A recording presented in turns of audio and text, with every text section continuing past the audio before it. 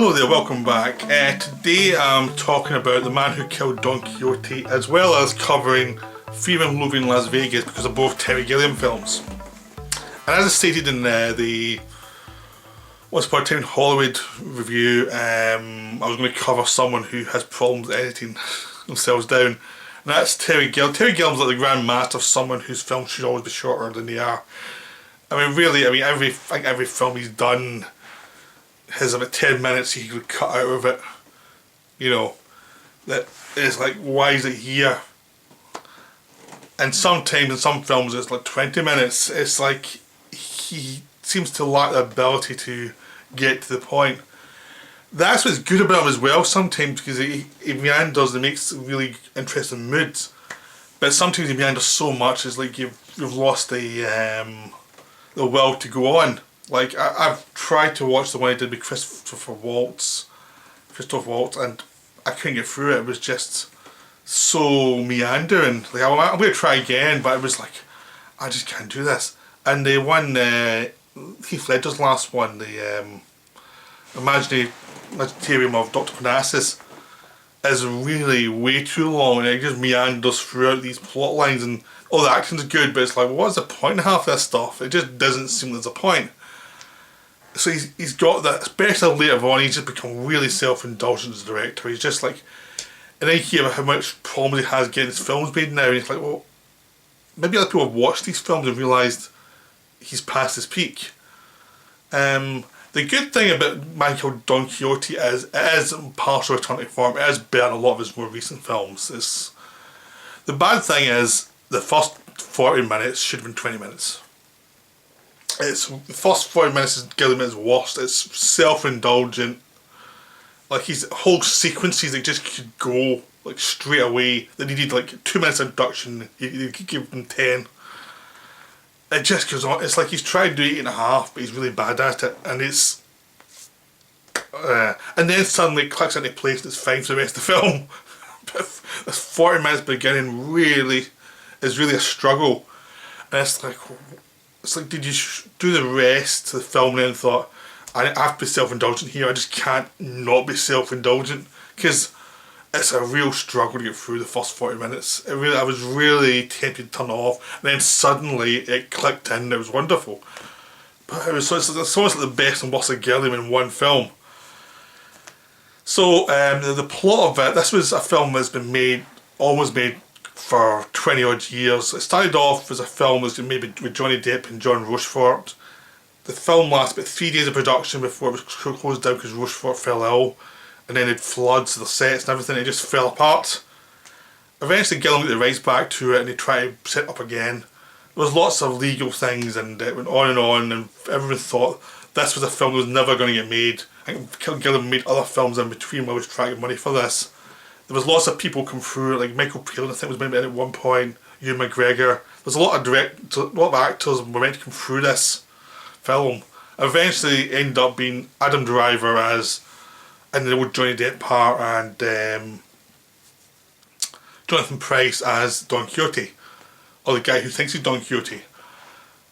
Which turns out to be good casting on both sides. Both of them, I mean, they two really keep this film going. They're the ones who really are powering through it and they do great work. I think if it was other actors, this film would not work at all, because they really make it work. They really believe in their characters and they really work hard. But the problem is, early on, Gilliam's trying to show that the Adam Driver character, who's this commercials director, who's doing this Don Quixote ad, which I actually thought he was making a film about Don Quixote. It was only at the end credits to say it was an ad rather than a film. I was like, oh, really? It just wasn't stated so clearly. And or if it was, I missed it, because I just assumed it was a film they were making. And he's making his ad, it's not going well, and he's wandering around, he's having affairs. And he's just showing him being self-indulgent and how he's lost his way, and how he was in this area years ago. He didn't realise that he was actually in this area years ago making a short film, The Man Who Killed Don Quixote, that got more attention and made him a filmmaker. So he goes back to the village and he discovers the man who played Don Quixote for him was this shoemaker. And then we rediscover him and we realise this guy still thinks he's Don Quixote. And basically, he gets in trouble with the police because he accidentally burns down a house, but the house Don Quixote guy is in. And the police are suddenly after him, and that's when he hooks up with the guy who thinks he's Don Quixote and have some adventures through modern Spain. But there's lots of like twists and turns. But this is where the film gets good. But if after they start going together, that's when the film gets good. Until then, it's this meandering of these scenes that need to be cut down a bit and paced better. And then everything went on and on and on and on, and it was like, it just went on forever. There's a girl who leaves to become an actress and who ends up married or being a lover of this really rich guy who Adam Driver's character gave bad advice to, like, go out and leave this place, and it ended up being tragic for her. That's a good character, but that's the only good part of the early part of the film. The rest of it's just this meandering. Stellan Skarsgård appears, and he's doing a good job, but the part's kind of garbagey. The whole film is just this first quarter, the third of the film just meanders so much. It's just so difficult. Even scenes that should be good, like him returning to this village where we used to meet the film before, seems to really lack a point, and it's like, God, is Gilliam really lost it? And then suddenly when Quixote and Adam Driver get together and start travelling through Spain, it just works. Just these two together just make it work. And suddenly all the excesses fall away, and they're stuck with these two people, back and forth with those two people, and everyone else is cut out apart from the interaction with these two people, and suddenly the film works. It just works. And because the actors are committing, they're trying their best, and suddenly the film has a point and is going forward 2 points. So even when it gets a bit self-indulgent here or there, always tracks back to its point pretty quick. So there's a point where they went into this Muslim camp of these illegal immigrants. And that's wonderful because instead of showing them as criminals, are just these people trying to survive in the world. And everything's very complicated. They run into these people who the Quixote thinks is an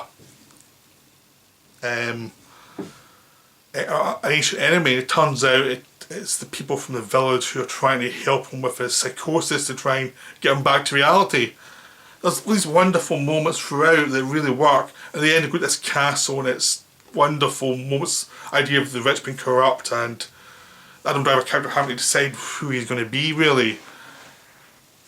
And there's wonderful moments throughout. I'm trying not to go into too many spoilers or anything, like the last third I won't really touch. But it's a wonderful film then. It's like, why did they sabotage the first third of it though? Why did they just cut it down a bit more and just make it more easy to follow and have an emotional attachment to? Because that first third really drags you. And then suddenly it clicks. So that's the problem with Gilliam. The other problem with Gilliam is he's got lots of ideas, but a lot of time it's vague. He's kind of like Scorsese, I find, where Scorsese is good in surface stuff, the visuals, the actors, all that stuff works in this film. The atmosphere of the world all works. And then you wonder, well, why am I watching this? What's the point? And usually it feels very vague and like he made the film and never quite a clue why he's making the film. He's working on instinct, but he never had a dedication to really lock down the why he was making it, what the ideas were behind it. And that's why I find something like Raging Bull or Brazil annoying to. I don't really rewatch them that much. I know they're good, but I know they're difficult watches, but I always feel the difficult watches part of it isn't lead to anything that's actually distinctively there's a reason for. Something like a Bergman film, there's a reason why it's difficult, there's a reason why you watch it. See with Uzu, there's a reason why things happen, you feel there's a reason to get to the end, there's something, there's a payoff to it. And Scorsese and Gilliam always feel like there's this vague stuff going through the films, and you're going to go through some difficult moments, and then you get to the end of the film and it's like, what was that film about? I don't know. Even something like Brazil feels like it's about authoritarianism and about how we all compromise. But in a lot of cases I think it just meanders around that in a way that it doesn't have a final point it has to make, something that's really damning, because it doesn't have a sense of the characters that much. It just feels like, I'm going to give you this atmosphere, that's enough. And for me, it's not always enough. So I always find the Gilliam films I like more either our collaborations, like in 12 Monkeys where he was working off a Chris Marker shot with some other collaborators, or some of the Baron Munchausen or Time Bandits where it's his own material or he's working for a myth or something like that. But he's working on lighter material and the atmosphere becomes something that's interesting. I think when he's trying to be too deep on his own, I always find that it's like vague. It's just like he's got these points which are always the same points, like the Richard's trying to destroy imagination. The imagination is great, but it's also a bit fragile. All that stuff, all good stuff. But without collaborators, I think what really helped me other one was because it was Monty Python. He had a lot of other people who were good at other things. And he could bounce off them, and his excesses were taken away by them. In his films, he just feels like he's just like he relies on what he's good at, which is the atmosphere and the working with the actors and the going on these visual moments that expand and expand. All that's good, but you need to have a kind of logic behind it all. Not your logic, even an emotional logic, but something that is there that's pushing the film forward scene to scene. And the same way Hitchcock, I think, had blinders on, was myopic about what his films were about, so that everything became about the progression of the atmosphere of dread and horror or comedy or something beyond any other meaning. And sometimes you're lucky about a subject would click into his obsessions. I think Gilliam's the same. Sometimes he gets lucky with Brazil where his obsessions and his subject matter are aligned better. But again, I think a lot of time even then doesn't click in as much as it should, because he can't actually damn his lead characters. He really gets too invested in his lead characters that he can't actually be like critical of them. Like Adam Driver's character is a scumbag a lot of this film, and the film can't be as critical as it should be. That would make the end more interesting. You don't need to be like point fingers at him. It's so meandering early on that you feel like there should have been more to the character and more specific about the character. It made you feel there was something there. And the same with Jonathan Pryce in Brazil. Like, you get the impression, like Gilliam keeps on saying that the real villain, Jonathan Pryce, didn't do anything ever. He was just imagining things throughout his life. You never get that from the film. He just looks at the victim. I think a lot of time he has feelings of the characters, but they don't come through in the story, and they're not developed right in the story. It sort of becomes these vague emotions and feelings, but it's not progressing in a way that something that Bergman can make his films actually have a point, and make an emotional point, even if it means you're showing the lead character up. Gilliam's too sentimental with his lead characters to really do that. And it just becomes a problem, I think, because I think a lot of his films, some of the Fisher King as well, Jeff Bridges' character there was awful in lots of ways, and he kind of let him away with it. Which is, even though it's a really good film, it kind of bugs me at the film. He's away with a lot of stuff they shouldn't. And I think Gilliam's too soft on him. And again, it's how it turns up in Fear and Loathing in Las Vegas, which is another film I'm going to cover, where it's about, in some ways, it's one of Gilliam's more interesting films, because it's based on a novel, and he's working with that novel. And he has to, there's certain things he can't avoid, like, even though he's trying his best, he seems to be trying his best to avoid embracing the fact that Johnny Depp's character in this is a total scumbag. He just behaves awfully throughout. And Gilliam is sympathetic towards the character because he's the character's representation of someone rebelling against all society and everything about society that's corrupt. But the character himself is so corrupt, but Gilliam can't actually face that. And this is what Alex Cox, who was the original director, was fired for, apparently, because he didn't get on with a lot of people because he didn't want to be sentimental with that. He just said that these were overgrown idiots who were drunks, and you have to show that. And apparently no one liked that, and he clashed with everybody and he was fired and Gilliam took over. And that's the big problem with the film, is that's not there. It doesn't have to be all about that, but it has to be there, and it's not there in the film. There's some wonderful moments in the film throughout though, that there's lots of great visual moments. But the thing that keeps the film going is the voiceover, which is telling you the dialogue from the book.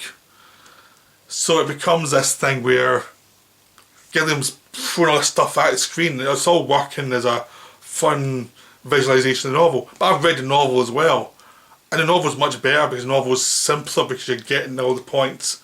And you can also infer that the lead character's a scumbag. Because it's not sentimental about it. And this film is. This film is like a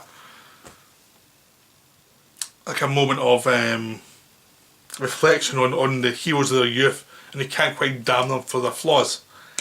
And it needs to. And that's Gilliam all over. He says he's not sentimental, but he really is. And there's lots of examples where films are not brutal enough about their lead characters, about the lead assumptions of the characters, and atmosphere takes over, and it becomes this sort of meandering mess where instead of being brutal and cutting stuff down and being clear what you're actually saying, it becomes these bits of atmosphere that floats through. It's wonderful. I'm a big Gilliam fan. It's wonderful. I enjoy watching all that stuff. But it becomes a thing of that's not enough a lot of the time. He really needs... Someone like Kubrick's actually much more searching about what he's making film on. He doesn't need to like his characters. He just has to find them interesting. Gilliam has to like his characters, and it's a major character flaw as a director because he's so sentimental about it. And it also was annoying to me actually when we heard the controversy about the credits of Fear and Loathing, where Gilliam was annoyed that Alex Cox and Todd Davies got some credit. When they cast the film, they were the original directors of the production company. Even though they changed the script, it was still an adaptation that they started. So of course they're going to get credit. But Gilliam tore up his membership of the Writers Guild all over this, and you're thinking, and then when you look back and you think, well of course they deserve credit. He's trying to take money off people who are independent directors. That's kind of scummy. For me that's kind of scummy. I saw the documentary on the Criterion. There's a Criterion, I'll get this out here. There's a Criterion DVD, I think there's a Blu-ray as well, but I've just the DVD. And there's a whole section about that. And after the end of it I thought, that Gilliam stuff was kind of scummy. It was, why did a rich director suddenly have to try and take credit from the original director? It just felt a bit weird. And he never seemed to explain himself why he should have credit properly. He just seemed to have all these reasons of why everyone was against him, and it was like, yeah, but this guy started the project. You didn't. Of course he gets credit, even if it's an adaptation, he still deserves credit. It just feels like, wow, this guy needs enemies. And that's I a lot of people said about him. He needs enemies, he needs somebody to fight to make the film, and if they're not, they will create them. And as he goes on, he becomes a much more annoying director because the early films were much more interesting and subtle, and even though they had all these flaws in them, they weren't wound down by age. And as he's got older, he just seems to be more sentimental as a director for me. He just becomes like more self-indulgent and less critical, and he just lets things meander throughout the films, and it becomes very annoying. I mean, the last really good film I think he's made was Thailand, and that was like 2003 or something. I mean, he's had like 15 years where there hasn't been anything really strong. I mean, even Don Quixote, which I liked a lot of, it's a bloody mess. I mean, Fear and Loathing, despite being a mess, it's still an interesting film. It's still made by a director who seems much better than the director who made Don Quixote. It just feels, even with all the sentimentality, it still feels stronger, like there is some sort of willpower there, but even that's dogged by sentimentality, even if they're trying to, even as they've shown people puking and doing all these horrible things in Las Vegas, there is a sort of sentimentality of all those were the good old days, even though they really weren't, just because it focuses so much on the idea of freedom and how everyone's trying to be oppressed by the world. It doesn't go beyond that ever as a director, and it becomes annoying because there's more to life than that. It just seems so myopic and so focused on what affects you because you're a director, that's the most important thing in the world. And he hasn't even get into I still don't think he's been focused on this for so long, but he's still getting into the details about it. How it works is just like this emotional reaction to it, and it's like, grow up a bit. So I've a very complicated reaction to Terry Gilliam as a director. I liked him a lot as when I was younger, and now he's getting more annoying to me, he's more self-indulgent, but I still kind of like a lot of his stuff. I think it happens with a lot of directors you like when you're younger, you start to see the flaws a bit more. And that's just the way it goes. So I hope you enjoyed the video. I hope I didn't meander too long. If this video is like Gilliam's film, it's probably a bit, a third have been cut out. So I hope I was loyal to the thing I was talking about. So I'll see you later. Right, bye.